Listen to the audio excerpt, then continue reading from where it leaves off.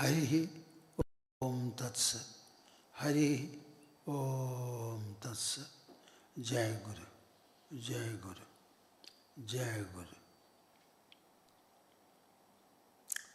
Shuddho Buddho Vimukta Shruti Shikhara Giram Mukhyatat Parya Bhumi Yasmad Jadam Samastam Jagadidam Amardad Vyapya Sarvam Sthidoya Yasyam Sham Shavataraihi Suranaravanajayir Rakshidam Sarvametad Tam Bhoomanam Mukundam Hridigatam Amalam Krishnameva Prapadye Tam Bhoomanam Mukundam Hridigatam Amalam Krishnameva Prapadye Madhya Hridaya Kashe Sadanandamayo Guru Udetu Satatam Samyak Swatmananda Prabodhagaha. Harihi, Harihi, Harihi Om Tat Sat. Jai Guru, Jai Guru, Jai Guru.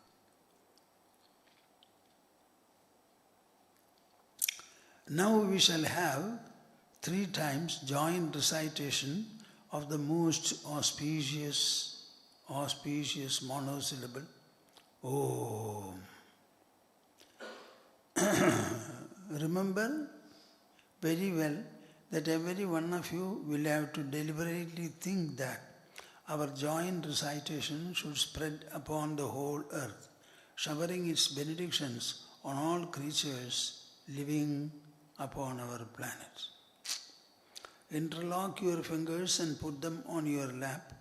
Sit comfortably erect. Close your eyes and open the mouth and join me with a full throat.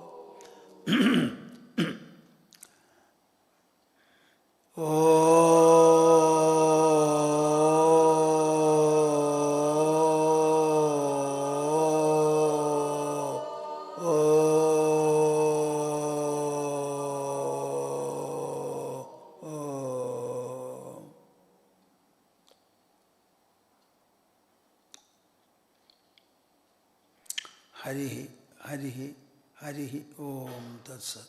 Jai Guru, Jai Guru, Jai Guru.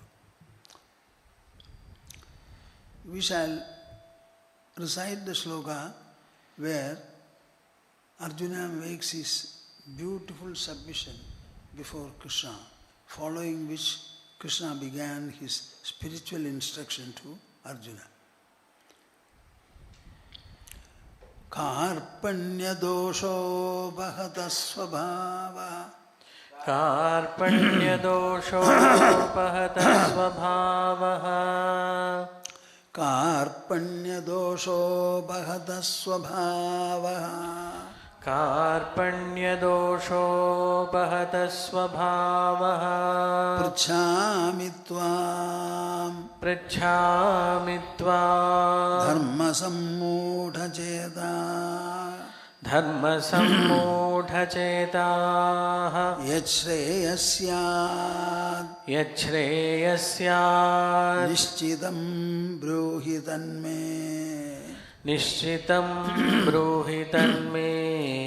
Shishyasteham शिष्यस्तेऽहं Shadhima शाधिमां Tvam Prabannam त्वां प्रपन्नं Shishyasteham शिष्यस्तेऽहं Shadhimam शाधिमां Tvam Prabannam. त्वां प्रपन्नं. Now follow me.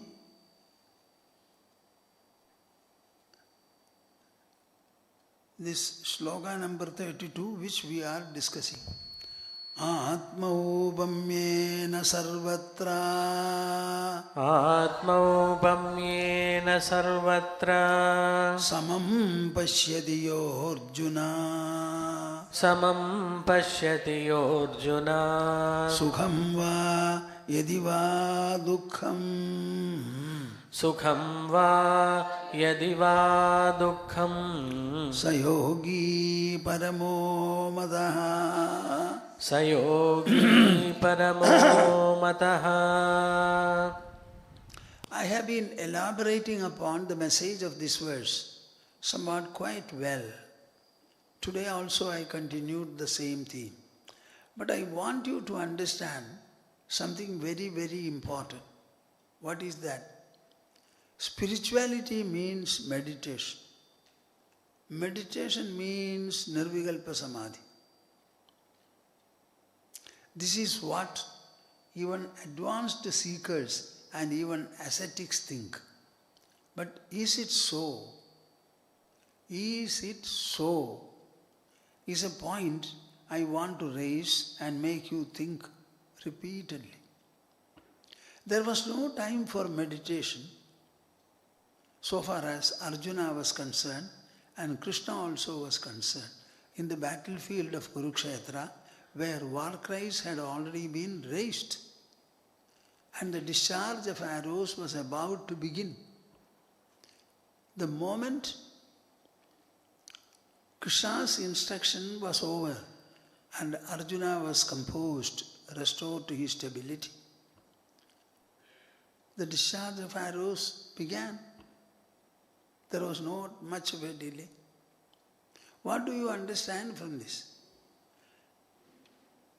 This Bhagavad Gita is included in the Prasthanatrayam. Prasthanatrayam is the foundational text for all our spirituality, philosophy, yoga and the entire culture of the country.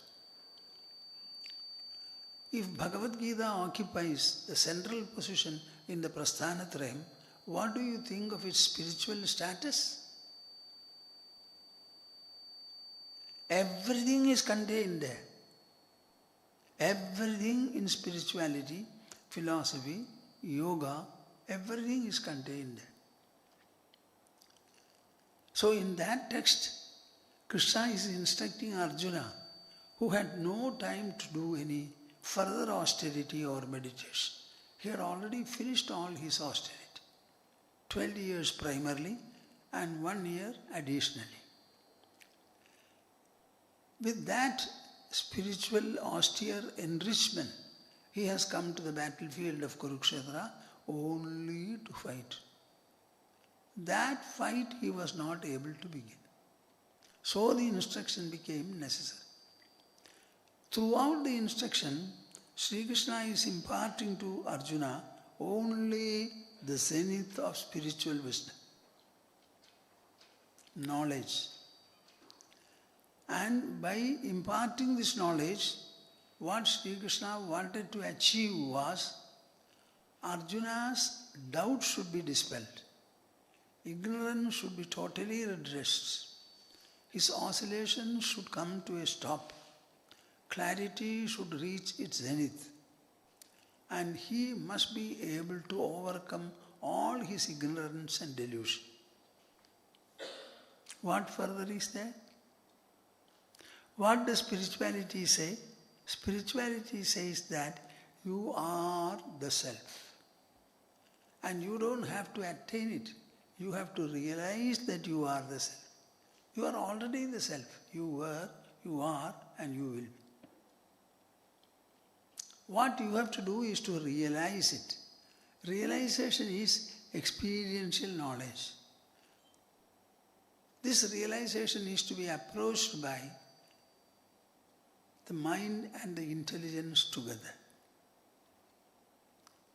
The knowledge part of it will be revealed only to human intelligence. Intelligence is the only tool by which we can deal with knowledge. Spiritual knowledge also is included in the search of intelligence.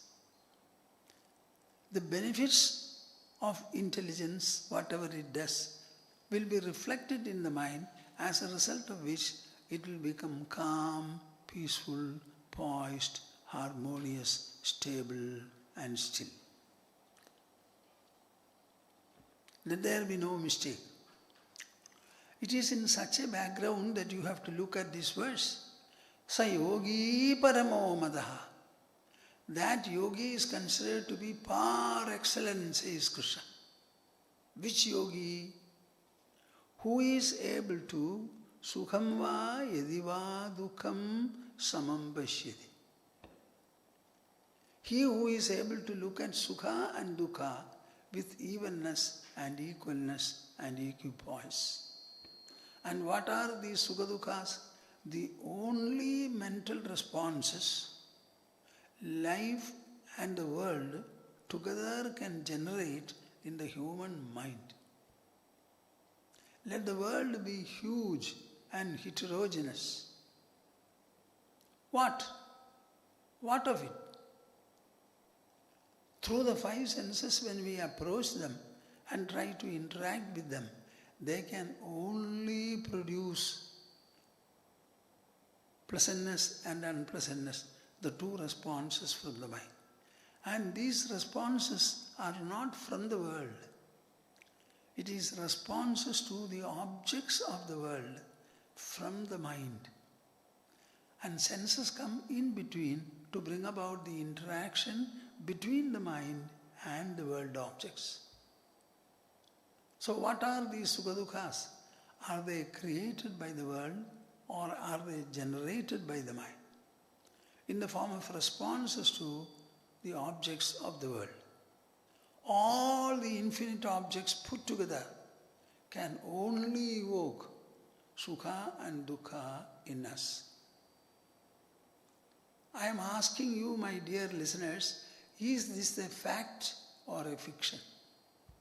You should answer me. If this is a fact, should you not accept it, being a human, gifted with the intelligence for understanding? Atmaopamyena sarvatra. All the objects, they don't enter our body. They remain where they are.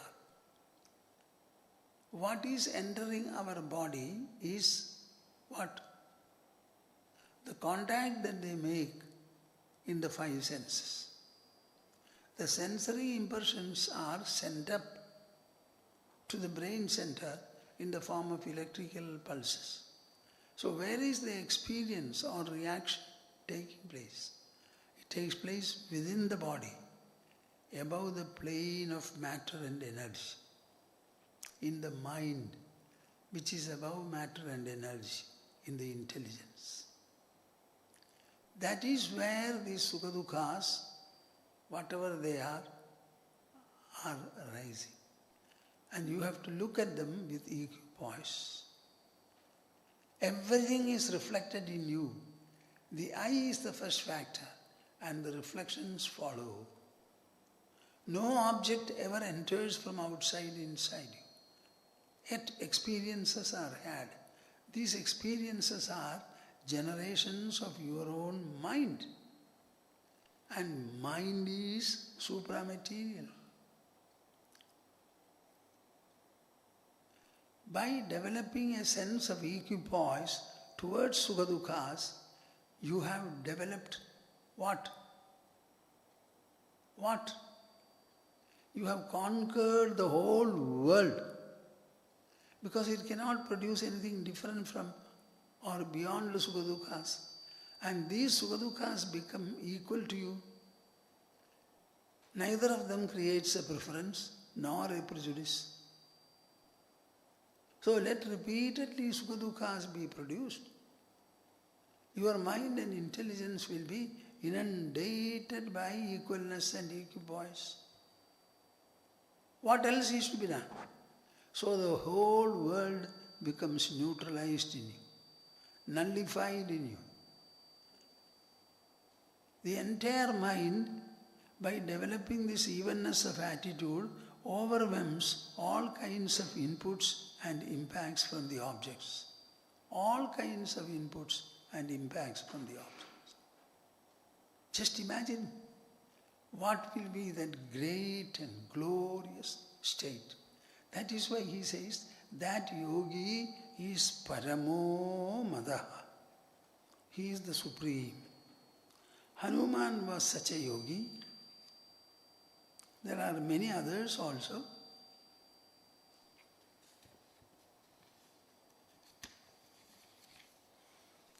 So I was narrating the story of Hanuman. Nahi me paradharanam drishtir vishayavartinaha ayam chatra maya drishtaha paradhara parigraha. Just imagine a Hanuman who was sitting in the group in front of Angada. Unconcernedly he was looking, sitting there. Then Jambavan said, I will tell him, I will give him a narration which will remind him of his inner glory. And after the narration, Hanuman felt, I am not just the body or a monkey. I am the air-like mind, the spatial mind I have. It cannot be contained by the body or restricted by it. If I want, I can beat the boundaries of the body. He went to Mahejala Mount, I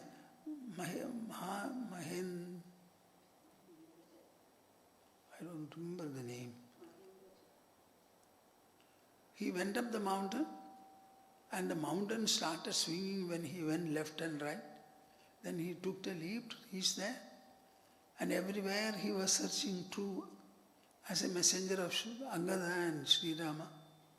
Then he went into the harem of Ravana. Nahi me paradharanam drishtir vishayavartinaha ayam chatra mayam drishtaha paradhara parigraha. I had to search everywhere for Sita. And as part of the whole searching, I had to enter into the harem also. I found all the women of Ravana in various poses, etc. at night. Kamam drishta maya sarva vishwastha ravanastriya nahi me manasat kinchid vaikradam upapadyate. But see, I have seen all the women of Ravana, but nothing has happened to me. Vaikradam upapadyate.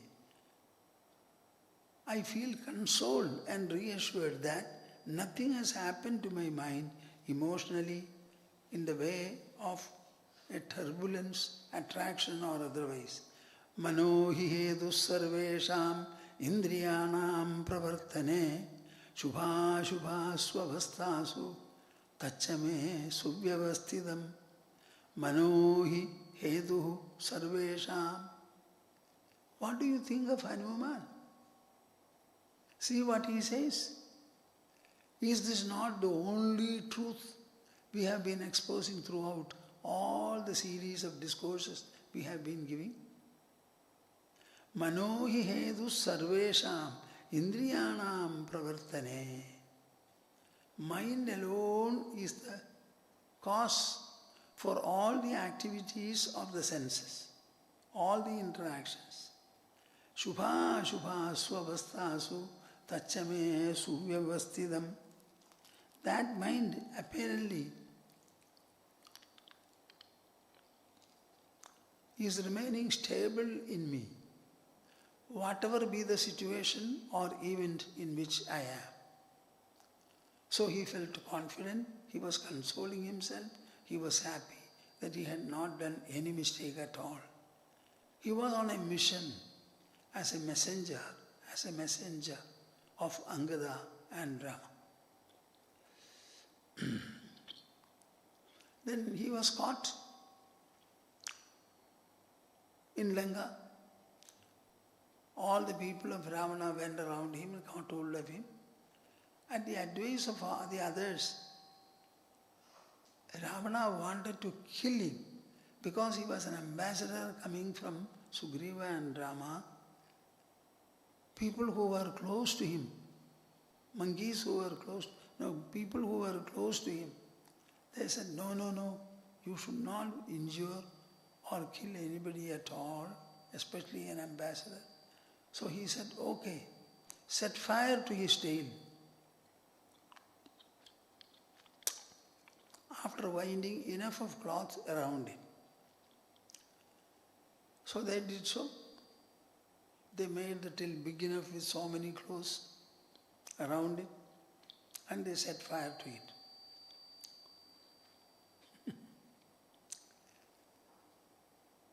Hanuman's tail started growing in length. So they set fire to it at the tip. So he was wondering, what is this blazing fire?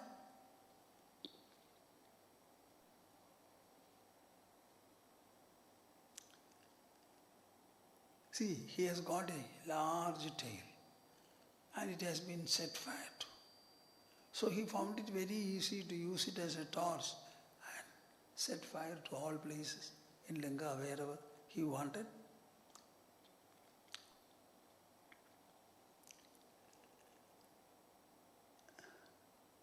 The entire Lanka, so to say, was blazing. At one point he was reflecting, Hanuman, Drishyate cha mahajwalaha karoti janame bhujam shishirasyeva sampado langulagre pradishtitaha. What is this huge blaze at the end of my tail? It seems to be fire, but I don't feel the heat at all. It is like the flow of icy water. Langulagre pradishtitaha. You know what was the powerful grace behind Hanuman's? Valmiki portrays it very well. Coming to know about what had transpired, the great Sita demanded from the fire god for protection of Rama's messenger. She said, if I have remained chaste throughout, all the reward for chastity should be pooled, and Hanuman's tail should never be affected, and he should not feel the heat of the blaze. Can you imagine? Our mind can do anything in this world. Don't think the objects of the world are superior. Our mind is superior. Bhagavad Gita has already mentioned it. Indriyani paranyahu indriyebhya paramanaha. Senses are superior to the objects, and mind within is superior to the senses. Now I go to a verse. It is presented there in Vivekacūḍāmaṇi as the 536th verse towards the last portion. My point was that neither the knowledge of self nor the attainment of its realization is marked by stillness and absorption alone. The knowledge should be functional, interactional, must be available to us to do whatever is necessary, beneficial, benevolent, and benedictory. Na khidyade, no vishayaiv pramodade, na sajjade, na abhi virajyate cha, swasmin sada nandadi kridati swayam, nirantarananda rasena tripta. Shankara portrays a self-knower. Na khidyate, no vishayaiv pramodate. He is not afflicted or tormented by the objects of the world, nor is he delighted, is he prepared to exult in them. Na sajjade, na abhivirajyate cha. Mark these words and the opposites. He is neither addicted to them, attached to them. He does not have a delusional clinging to them, nor does he have an undue dispassion towards them. What are the words used? Neither does he have a delusional clinging, which you call attachment. I don't like to use this word at all. Our mind is so subtle that it cannot be attached to anything. The water is made to pass through kilometers of pipelines. The water never gets attached to any one of them. Air is made to pass through several items. Does it get attached? What about space? Mind is still subtler. So can it ever become attached to anything? Never speak of attachment at all with regard to the mind.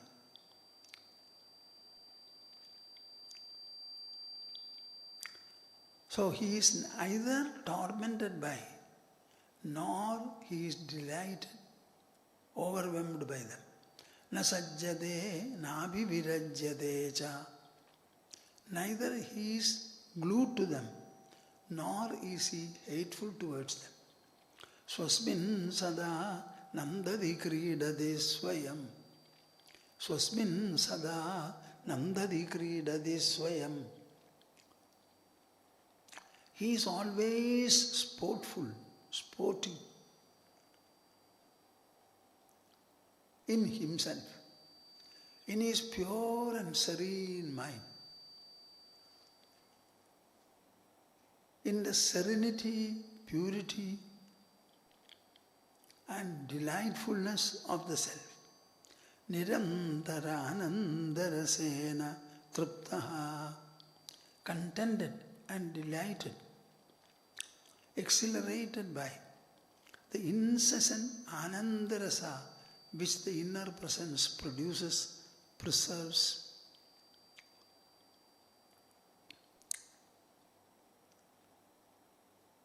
Nirantara anandarasena tripta. When the mind is placed serene, when it is poised, automatically this inner bliss starts flowing. When the mind becomes agitated, you are not able to feel it. So what we require is a poise of the mind, harmony of the mind, sublimity of the mind, refinement of the mind, enrichment of the mind. The mind should become harmonious, harmonious, harmonious. It should become integral with everything. Na khidyate, no vishayaiv pramodate, na sajjate, na abhivirajyate cha, swasmin sada nandadi kridati swayam, nirantaranandarasena triptaha.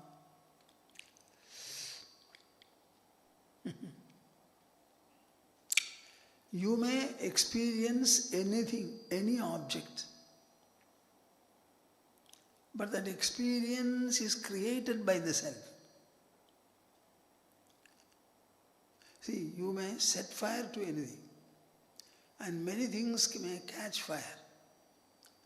The things are different, but do you think it makes the fire different? Either its brilliance or the property of heat.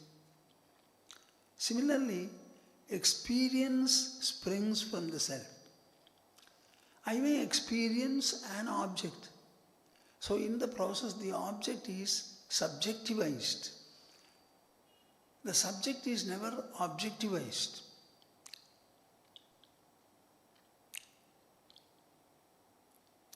I can say subjectized or objectized. The subject never changes its nature. I experience an object where? In myself. So it is my expression, my extension. So the experience remains subjective.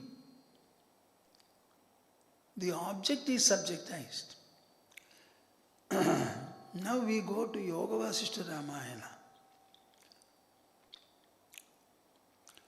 There is a portion, I think it appears in Quietude of the Mind, our book, Siddha Gita. One day Janaka Maharshi went for hunting.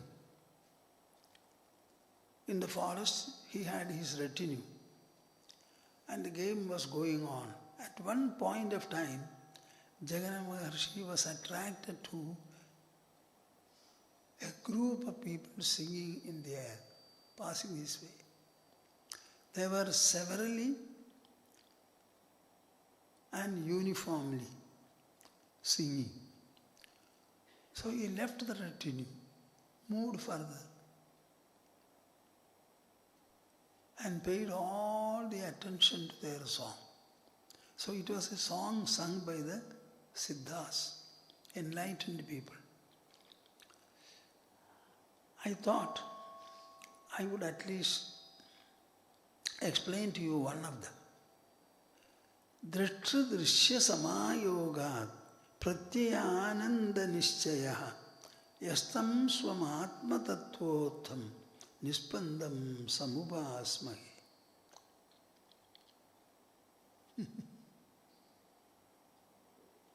What is this? This is India. India means this. The power of India is our spirituality. The greatness of India is our spiritual wisdom. The glory of India is, even today, we have certainly a countable population who are given to this pursuit, and many of whom excel in this. Drishtra drishya samayogat pratyānanda niṣcaya. Here are two words. Drishtra drishya. Drishta means the seer. Drishya means the visible or to be seen. All the drishyas are external and visible. Drishta is inward. I am looking at a tree. The tree stands about 20 feet away from me. I am here. I am looking at them. Tell me, does the tree look at me? No. Does it know about my presence here? No. Does it know that I want to see it? No. The whole process is taking place in me. In me where? Is it in the body? Certainly not. Our body is inert. It is a product and outcome of the food we take. All the food is material, so our body is a mere material mass along with the senses. As a material, it is inert. It has no potential to generate an experience or knowledge. So where is this wish to see the tree and employing the eyes in that direction so that I may be able to take an imprint of the tree in my mind? Where is this process taking place? The body is inert, so it cannot wish, it cannot will, it cannot do any act independently. The whole body is animated by the mind, activated by the mind. So it is in the mental part that the decision or will to see the tree first of all emerges, springs forth. So where is the perceiver or the witness? Inside the body. And thereafter, the perceiving process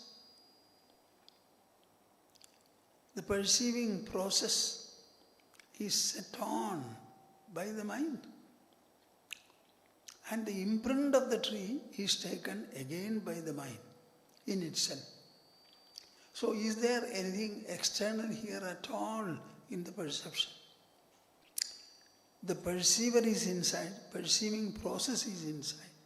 The perception also in the form of an imprint is inside. So where is externality? So here are 2 points, my dear souls. Drashta, the seer, and Drishya, the visible. There occurs a conjunction between the two. Drishtra, Drishya, Samayoga.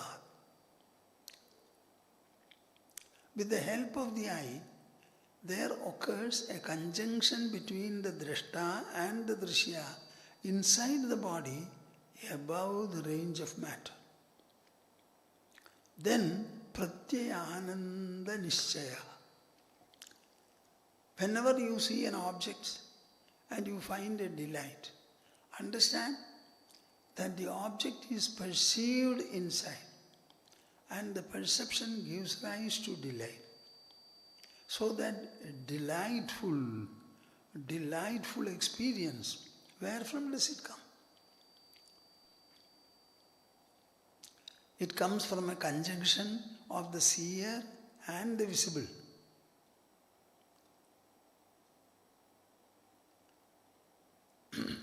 So many objects are there. Will they create an experience? No.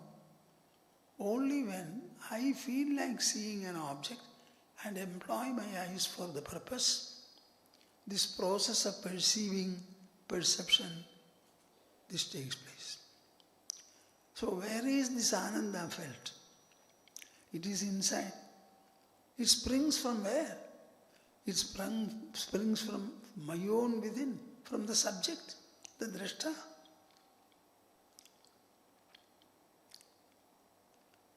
Now we are able to clearly understand this. All the objects in this world are objects, they are remaining wherever they are. The whole interaction takes place within the body, above the range of matter, in the sphere of consciousness, if at all. And there, this blissfulness arises. So this blissfulness does not come from any object at all. Object has not entered us. See, I see this. It is here. It has not entered me. I only see it. And I take an imprint of the object in my mind. And if the imprint produces a joy, it does not come from the object. Is it difficult to understand this? So the Siddhas are saying, we are able to understand very clearly that all the Ananda we feel while we interact with the objects, the source of the Ananda, the source of the bliss, the source of delight is inside. It is our own mind, our own inner presence, our own self. Nispandam samupasmahe. And this inner presence, is it not full in the body and full in the whole world? Yes, because it is certain. In that fullness, will it undergo any activity? No, not at all. So it remains nispanda, non-vibrant. It does not vibrate, it does not move. Nispandam samupasmahe. So we are worshipping that supreme inner presence which produces the joy.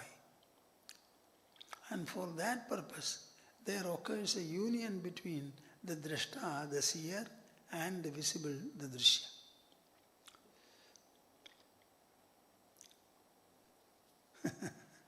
Are you able to understand how beautifully the message is conveyed?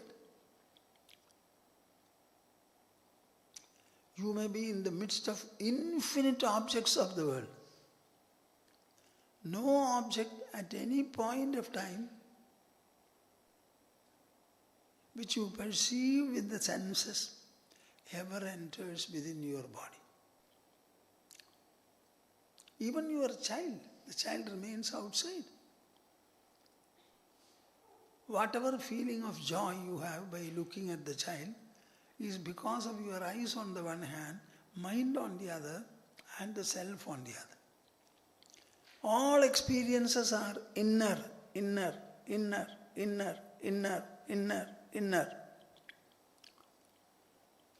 They are beyond the material plane, the range of the body.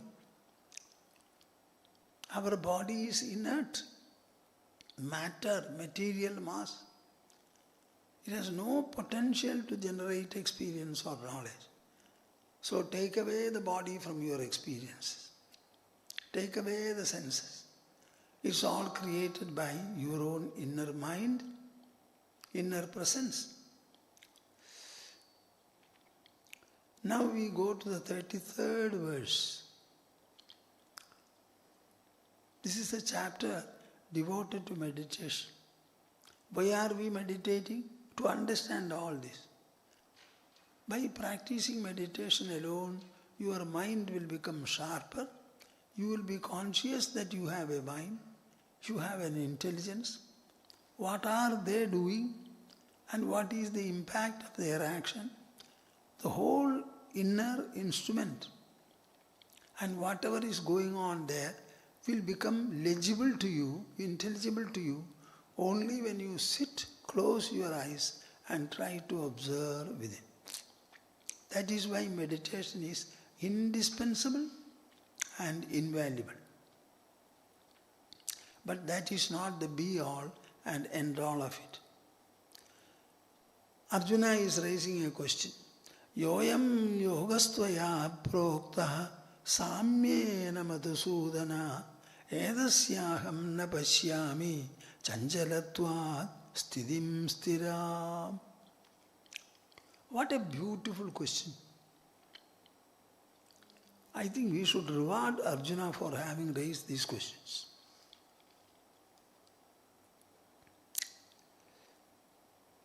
What is Sri Krishna stressing here? Atmaupamyena, he says. Everything you see in this world, you should see it as an expression and extension of your inner presence, the self. Because everything is reflected within you. And all experiences belong to you, the subject. Nothing belongs to the object. You may see objects infinite even. That infinitude of objects is an experience you feel inside. And the self is the source of all experiences. So he says, this is a wonderful yoga. Sa yogi paramo mataha, you said. That yogi is the supreme one.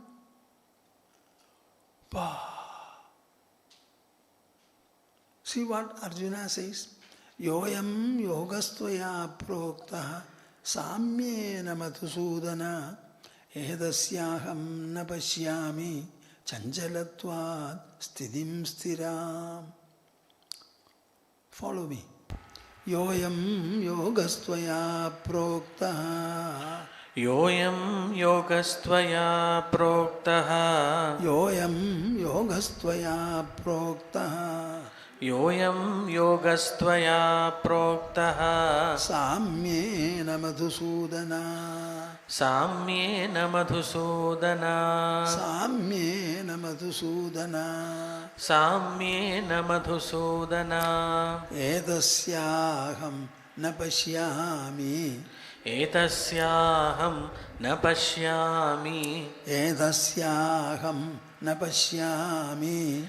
Etasyaham na pashyami. Chanchalatvat sthitim sthiram. Chanchalatvat sthitim sthiram. Chanchalatvat sthitim sthiram. Chanchalatvat sthitim sthiram. All your doubts are being answered here. There will be no further doubt if you follow Gita in full. Yoyam yogastvaya proktaha. My dear Krishna, you have used two letters, yoga. And what all definitions you have given to them. How much of import it carries. And what is the enormous range of its application. This yoga, what is it? Samatva buddhi yoga.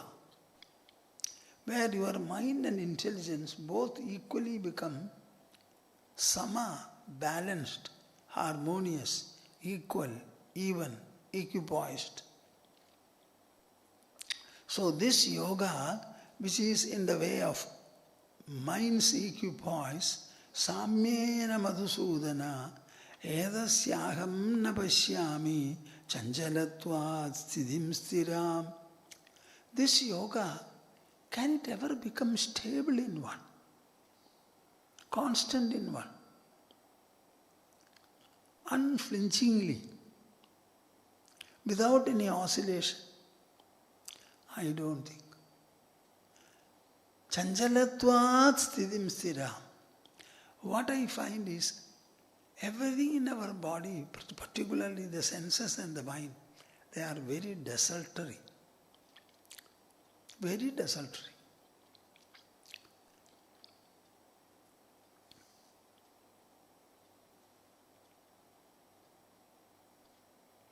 Sri Ramachandra, after spending 13 years in the forest, in Dandakaranya, destroying all the anti-social elements there, Rakshasas, he told Sita, we have to return after a year. But before that, I would like to have a hermitage and live there peacefully before going back. I don't want to indulge in any heroic or belligerent activities. So they found Janasthana. They made a camp. A hermitage was made. Suddenly Sita grew up a garden, etc. Are you following me? The great Sita, brought up by Janaka Maharshi. One day, a golden deer came there. What is meant by golden deer? A deer can be golden deer. Nobody has heard about it, and such a thing could not have been born. But the deer came there, started swinging its tail and looking at Sita like this. She felt enamored and said, I want the deer. Rama also was moved. Lakshmana interfered and said, my dear brother, don't go. This is not a real golden deer. We are in between the enemies. This is an illusory object. Don't go. If it is so, I will punish you. Otherwise I get hold of him. Janaki never asked me for anything at all.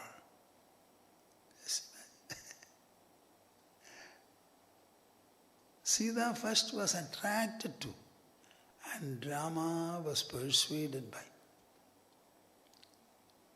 In about 10 minutes, she was in the hands of Ravana. What do you say about it? How desultory is the human mind? How oscillating it is, vacillating it is.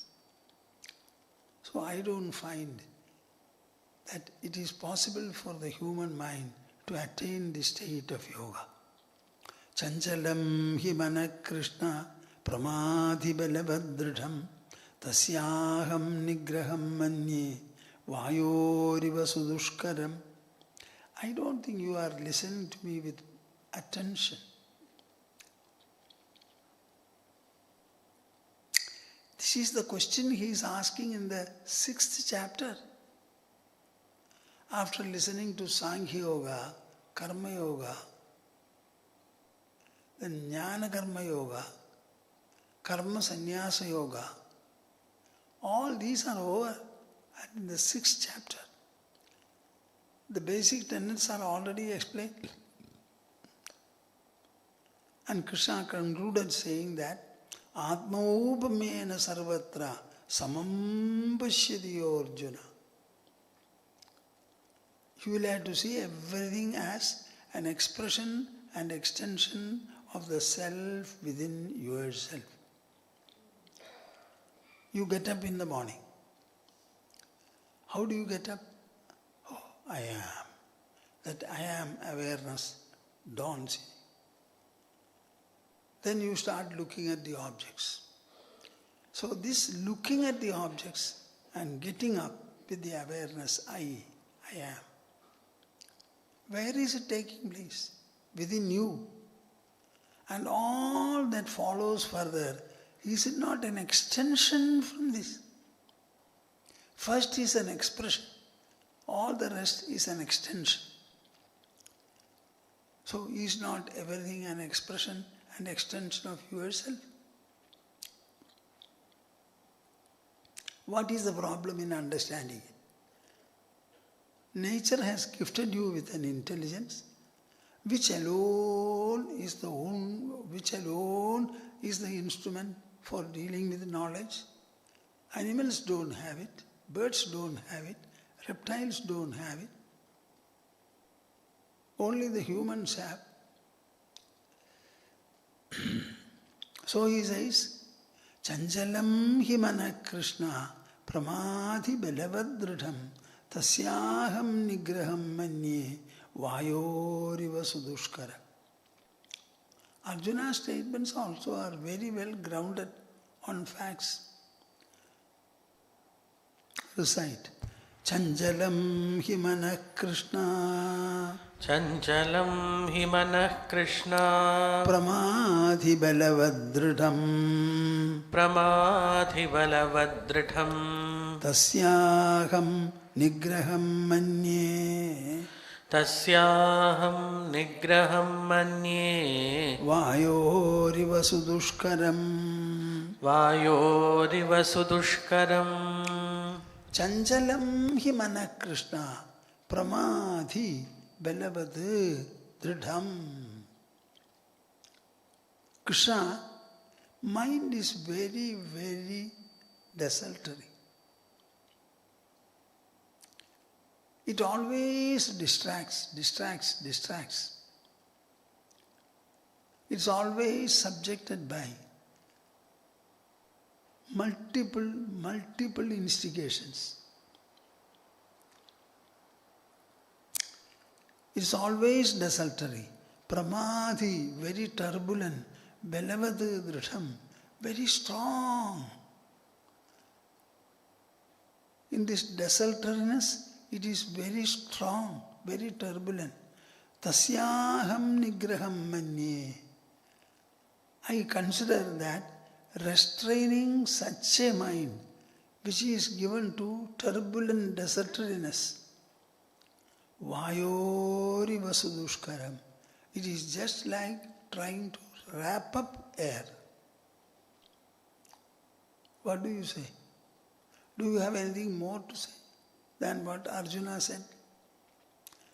Chanchalam hi mana Krishna pramadhi balavadridham tasyaham nigraham manye vayoriva sudushkara. To restrain wind, is it possible? No. In the same manner, to restrain the mind which is within the body, it is all the more so. Arjuna's submission, question is over. Now Krishna answers. Asamshayam mahabaho mano durnigraham chalam abhyasena tu kaunteya vairagyena cha grihyate. Recite it. Asamshayam mahabaho Asamshayam mahabaho mano durnigraham chalam Mano durnigraham chalam Abhyasena tu kaunteya Abhyasena tu kaunteya Vairagyena cha grihyate. Vairagyena cha grihyate. How realistically Krishna speaks? He doesn't deny it. Whenever Arjuna has asked a question, the initial response is an affirmative answer he gives. Yes, it is so. No doubt. No doubt. Asamshayam, he Mahabaho. You are a strong-armed person, but you don't have a strong mind. Asamshayam, it is doubtless that, O Mahabaho, Mano durnigraham chalam. The mind is desultory, and its desultoriness cannot be easily moderated or refined. But,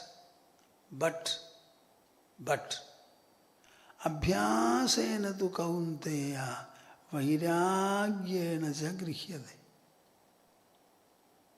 There are two factors by employing which together, effectively, the mind can be sufficiently under control.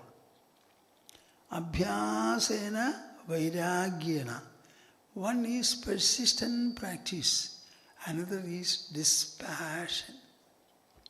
Dispassion is a response we have from the mind towards the objects of the world. What is that response? All are transitory, nashvara. All are evanescent, fleeting. Our own body, the bodies of all the members of the family. Even when a couple gets married, understand that it is a perishable male body marrying a perishable female body. When a child is born, both of them are giving birth to a perishable body child. That perishability never vanishes. It never changes. If all the things in this world are transitory, tell me, are they worth being chased? By your possessing them, will the transitoriness change? So what should be your attitude or response or evaluation about the transitory objects? Should you have a craze to possess them, to own them, to be a master of all of them? Whatever you do, it is just like a very healthy tree, full of green leaves. Flowers and fruits also are there. But at the bottom in a hole, fire has started already blazing. It is like that, the entire world of objects. Once you understand this, what will be your response? Oh, are they transitory? So I cannot get any permanent delight from them. Where from can you get? No delight belongs to the object. Delight. It is something created by the mind. No object has the potential to generate an experience or knowledge at all. No object, no material object has the potential to generate an experience or knowledge. So if you have joy, contentment, delight, satisfaction, exaltation, exhilaration, these are generated by the mind. Mind. Is mind matter? No. It is above matter. Where is it? Inside your body. So mind is the source of delight. You already have the mind, you always have it. So for getting delight, should you look into the transitory objects or should you look into the sentient mind within? Give me an answer.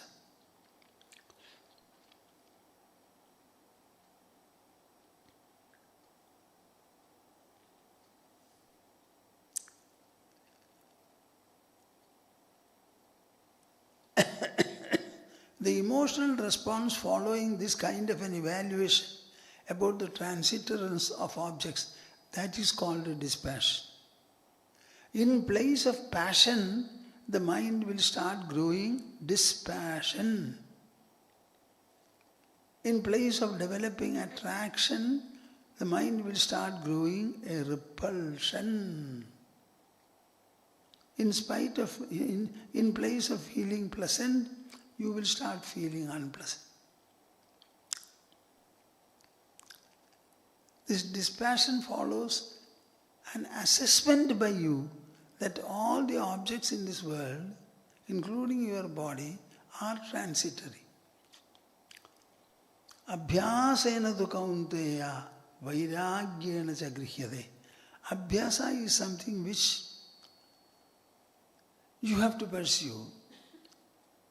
To pursue any practice, the body is involved, senses are involved, mind and intelligence are involved. So it is an abhyasa. The other is Vairagya. Vairagya is a reaction or response to the transitoriness of the world, the knowledge that they are transitory. This Vairagya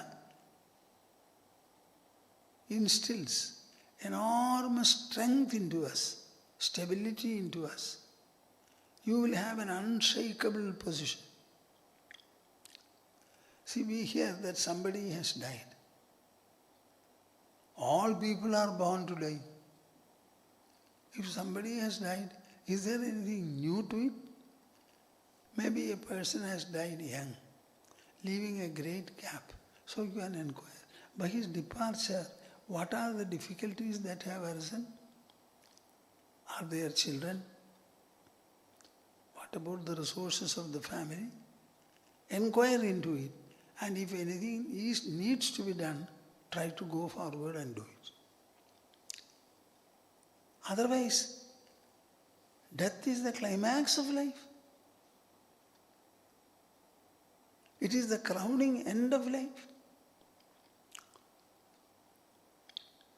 On our earth, it is said that 10,000 people were born, they were living here and they have died. 10,000 crores. And how many people are living now? 700 crores. So the dead number is more or the living number is more. So if somebody has died, what has happened? You can feel sorrow, you can also express it. But your concern should be, what is the gap created by him? Is there anything that you can do for it? So generally make an inquiry and an assessment. Abhyasena tu kaunteya vairagyena ca grihyate. So Arjuna's statement tells us that it is very, very difficult to attain this yoga. Krishna's answer says that the mind is desultory, but even that desultory mind can be held firmly.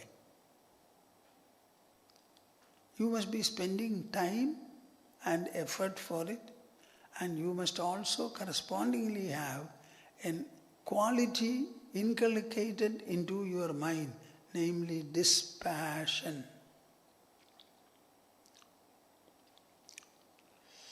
Here is a beautiful verse from Yogavāsiṣṭha Rāmāyaṇam. Manasaiva manaschittva kuthareneva padapam padam pavanamasadya sadyayeva sthiro bhava. Rama was only 15 years old. Arjuna was having middle age. Krishna also. When they had this Bhagavad Gita dialogue.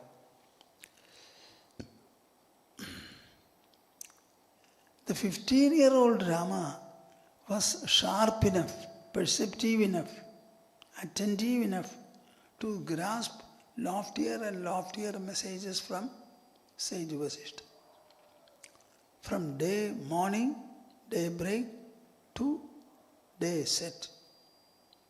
They were talking for 12 or 10 hours a day.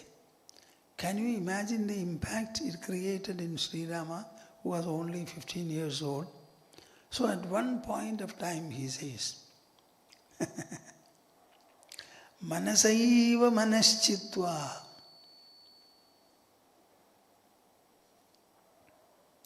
kuthareneva padapam. A huge tree is there.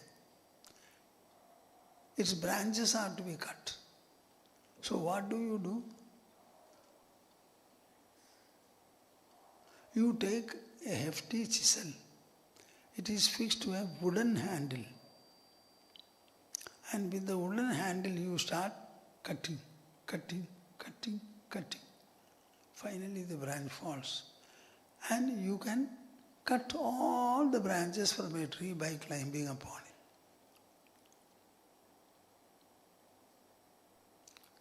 Actually, what is used? A wooden handle. And what are you cutting? Wood itself. So the huge tree is cut by a chisel fixed to a wooden handle. So a tree is cut by itself.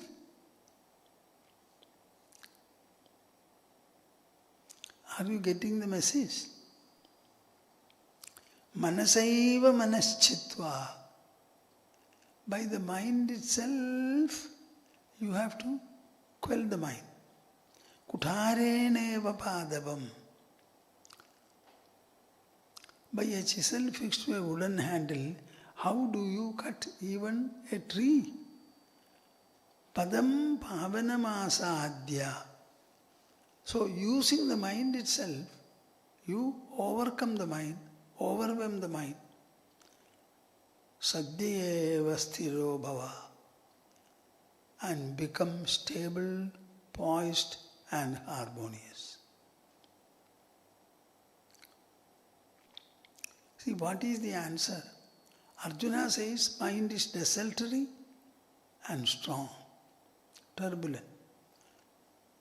But the mind has got the intrinsic power to make all the effervescence, turbulence of the mind subside in the very source.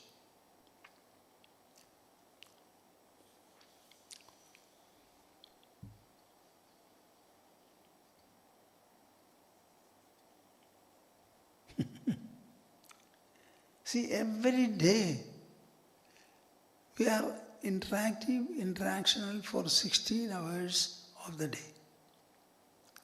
At the end of 16 hours, you tell me what is happening. Not to one, to all living human beings. What is happening? We remain active for 16 hours. But everyone knows that at the end of the waking state, we have to go into sleep. So the entire wakefulness is a preparation to get into sleep. So after 16 or 15 hours, we are ready to sleep. There is nobody who is awake except from sleep. Nobody who is wakeful except having slept before it. And there is nobody who is wakeful who does not go into sleep at the end of it. So every wakeful state is in between two sleeps.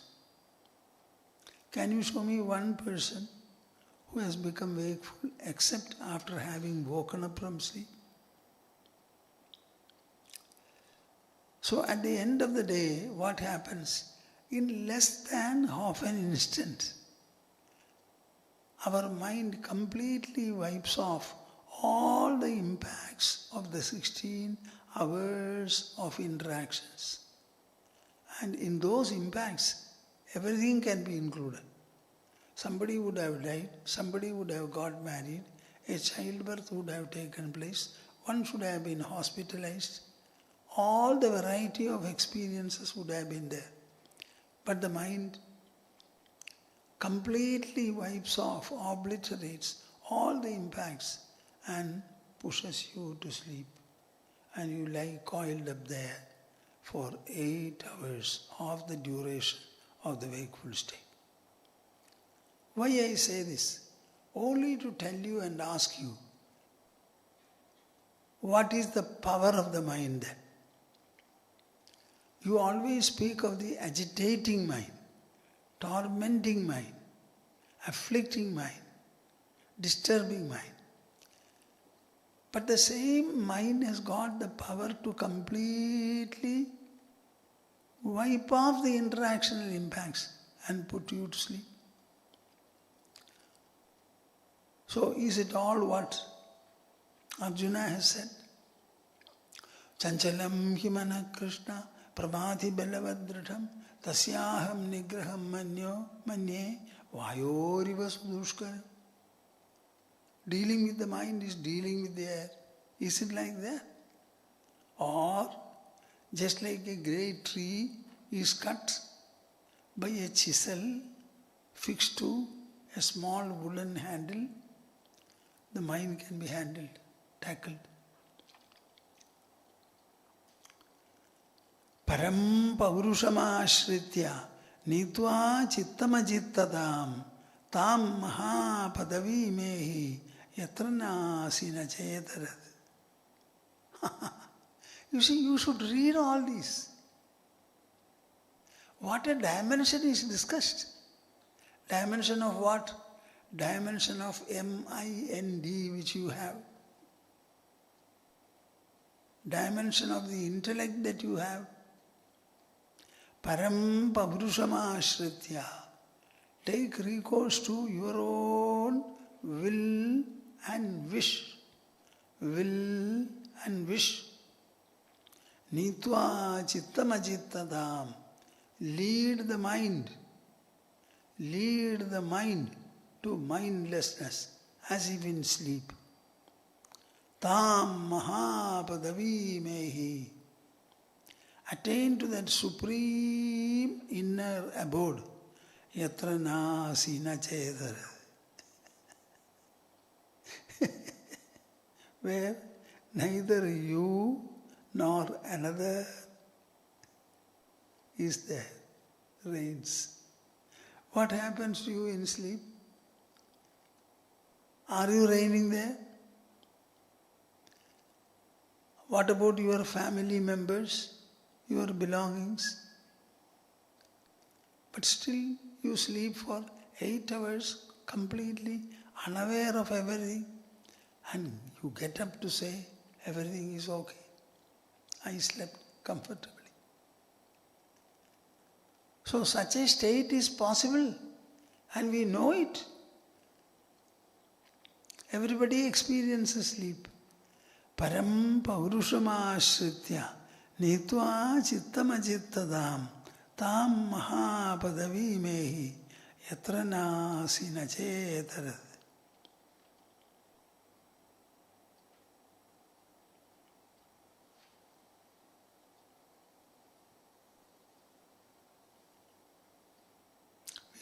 I shall stop today. I would like to know how you are able to receive this exposition. Are you able to relate to them? And do you find it to be effective? Is it practicable? Mind you, On the one hand, we have the middle-aged Arjuna sitting on the chariot, unable to stand, leaving his weapons down. On the other hand, we have a 15-year-old prince, Rama, who was listening to a discourse by sage Vasishtha in the palace of Ayodhya for 18 days. Keep these two persons in your mind, then you will find all the wisdom becomes more accessible, assimilable, and pursuable.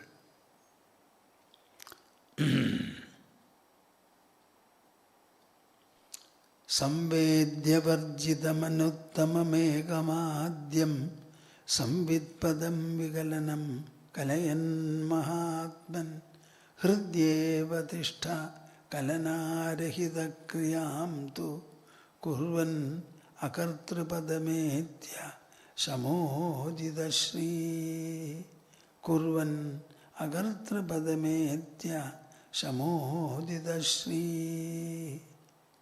Hari, Hari, Hari, Om Tat Sat. We shall have a conclusional Omkara only once. Take your pose for it. Recite it as you did first.